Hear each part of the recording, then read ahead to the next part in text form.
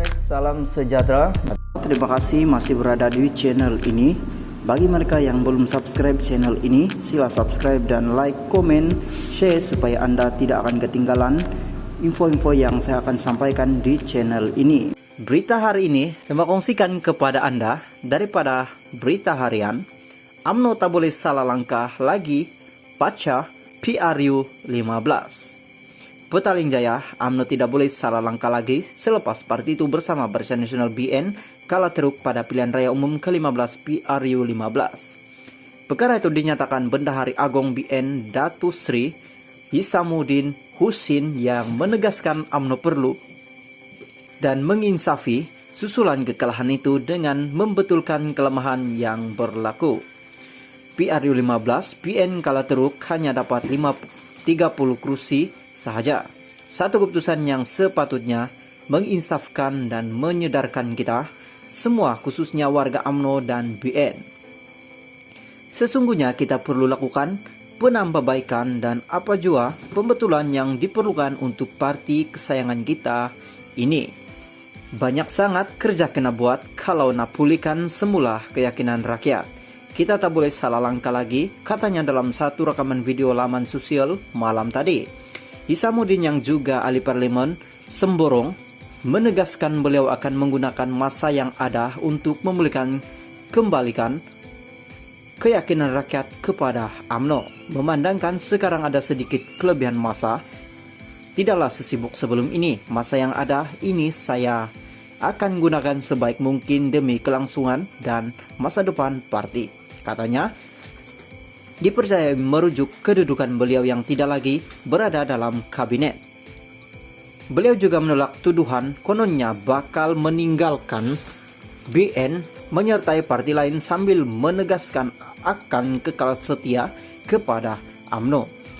Ada satu soalan yang selalu orang tanya saya.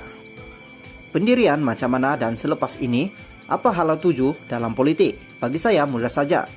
Saya tetap UMNO dulu, kini selamanya, katanya. Selepas sehari selepas PRU 15, Hisamuddin menegaskan pendirian untuk tidak bekerja sama dengan Pakatan Harapan PH bagi membentuk kerajaan. Dalam kenyataan di Facebook itu, beliau menyatakan keperluan parti itu untuk bekerja sama dengan pihak yang berkongsi nilai dan matlamat yang sehaluan. Guys, salam sejahtera. Terima kasih masih berada di channel ini. Bagi mereka yang belum subscribe channel ini, sila subscribe dan like, komen, share supaya Anda tidak akan ketinggalan info-info yang saya akan sampaikan di channel ini. Berita hari ini saya kongsikan kepada Anda daripada Malaysia kini. Pindah kuasa, kawal, seliah gas, langkah realisasikan ME63. Keputusan Kerajaan Persekutuan memindahkan kuasa kawal seliah bekalan gas kepada Sabah adalah satu langkah ke hadapan ke arah merealisasikan Perjanjian Malaysia 1963 ME63, kata Ketua Menteri Haji Jinor. Ketika mengalu-alukan keputusan yang diumumkan Perdana Menteri Anwar Ibrahim semalam, Haji Ji berkata ini sentiasa menjadi aspirasi negeri itu dan rakyatnya. Haji Ji berkata dia telah membangkitkan keperluan untuk memenuhi ME63 semasa pertemuan pertamanya dengan Anwar selepas dia dilantik sebagai Perdana Menteri ke-10 pada 24 November lalu.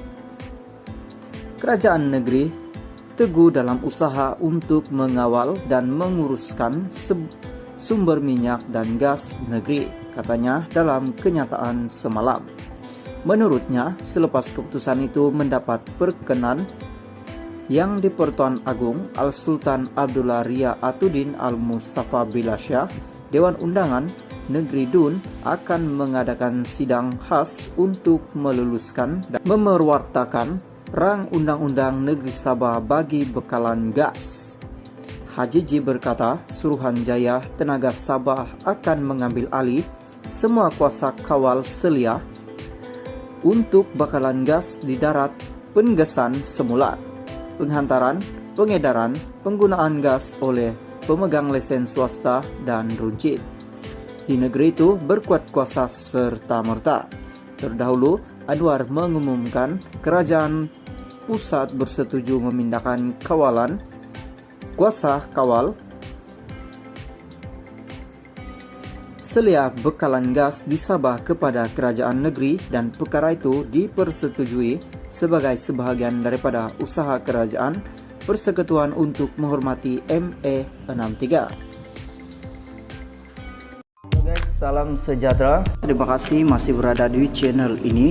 Bagi mereka yang belum subscribe channel ini, sila subscribe dan like, komen, share supaya Anda tidak akan ketinggalan info-info yang saya akan sampaikan di channel ini. Berita hari ini saya mau kongsikan kepada Anda daripada berita harian.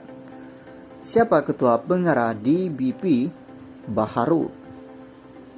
Kuala Lumpur, siapakah yang bakal menduduki kursi ketua pengarah Dewan Bahasa dan Pustakaan di BP susulan tamatnya kontrak Datuk Abang Salehuddin November lalu. Abang Salehuddin sebelum ini dilantik sebagai ketua pengarah di BP pada 2019 sebelum bersara wajib pada 15 Oktober 2021. Bagaimanapun, beliau dilantik semula ke jawatan itu secara kontrak pada November tahun yang sama. Sebelum ini, DBP mengiklankan secara terbuka mengenai kekosongan jawatan berkenaan. Sumber memberitahu bahwa beberapa nama sudah dipanggil untuk ditemuduga membabitkan tokoh dunia penerbit penulis, persatuan penulis lain pesara DBP sendiri. Namun sehingga kini kursi hangat itu masih kosong. Sebelum ini kursi ketua pengarah DBP memang selalu menjadi perhatian karena kerapan Kementerian Pendidikan KPM membawa masuk orang luar sebagai pengundi. Organisasi berkenaan termasuk ada kalanya dari kementerian lain, antara yang pernah mengemudi DBP termasuk Datuk Aziz Daraman, Datuk Dr. Firdaus Abdullah, juga Datuk Tarmuzi Muhammad Abdul Aziz.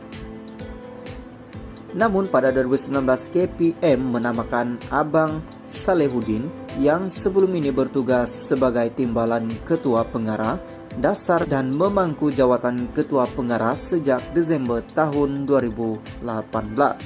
Susulan kekosongan itu terdapat beberapa nama mula kedengaran dalam kalangan penggiat sastra dan budaya. Selain nama timbalan ketua pengarah dasar DBP sendiri yaitu Muhammad Johari Hasan, terdapat juga kabar angin mengenai kegiatan melobi oleh individu tertentu untuk mengisi kekosongan itu. Bagaimanapun sehingga kini jawatan itu masih kosong, malah sumber menyebut DBP ketika ini juga dalam usaha menyemak semula lantikan politik di dalam lembaga pengelolanya